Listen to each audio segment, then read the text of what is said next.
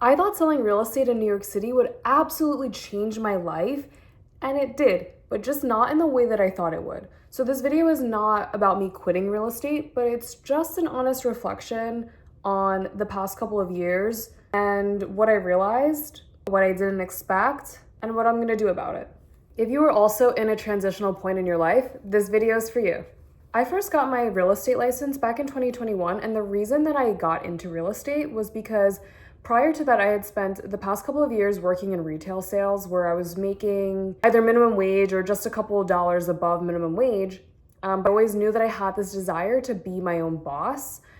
So my dad actually, one day he said to me, "Why don't you consider getting your real estate license?" And I thought to myself, sales is sales. And if I'm spending my time working in retail sales, maybe that skill is transferable.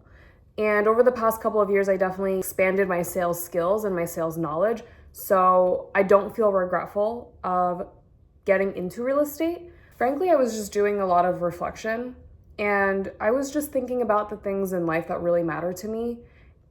Those things are my friends, my family, freedom and flexibility in my life, being able to work from anywhere. So it kind of got me questioning, like, what else is out there? And I think what held me back for so long was I thought that I had to become the best in real estate. I thought I had to make a lot of money first before I can follow my passions. But I started to kind of challenge my own beliefs. Spending time with family made me realize that belief actually comes from what I was taught growing up.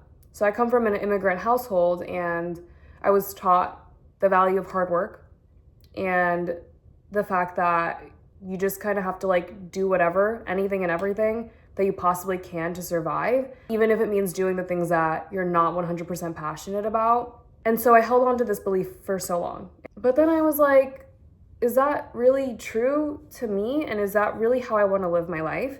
The answer is no, because it kind of boils down to this one thing.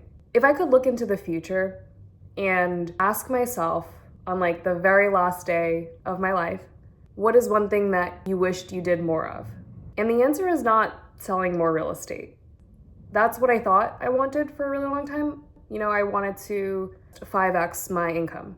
I realized that's not really so important to me because I feel genuinely happy with my life, and I don't necessarily feel like I need more money just for the sake of making more money. The reason I got into real estate was mostly driven by money and by income, because I thought that I just had to make a lot of money to feel good and to feel validated within myself and to feel like a success. In 2025, I sold more real estate than I did in 2024, and it still left me feeling like there's something missing. For 2026, I could just continue selling more and more and more real estate, but is that what will truly lead me to fulfillment in my life? I don't think that it means that I'm going to quit real estate entirely. I definitely see the things that I really enjoyed about selling real estate, but I also see that there's a whole world out there of other things that I am passionate about that I just want to explore, because I want to also challenge the idea that you need to just do anything and everything to make money.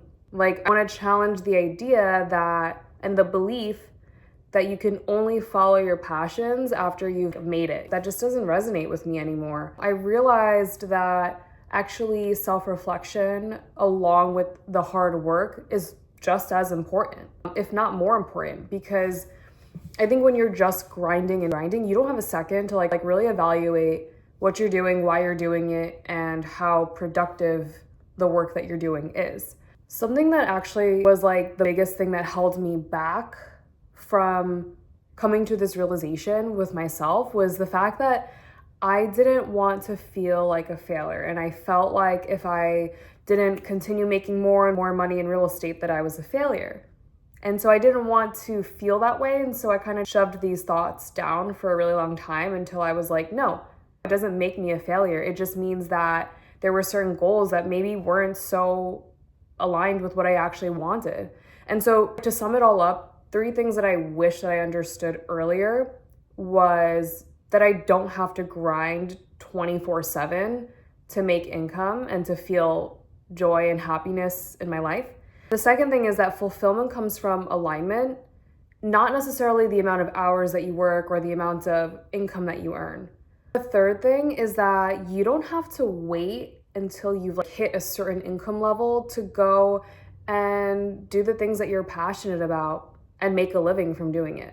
So in terms of the actual action steps that I will be taking is actually making time and space for the things that excite me. I recently got really into baking and crocheting, so I actually told my brother's friend that I'm making her a scarf by Friday. Today is Tuesday and I only have 2 rows, but I'm just that type of person where I need to say that I'm gonna do something and just commit to doing it.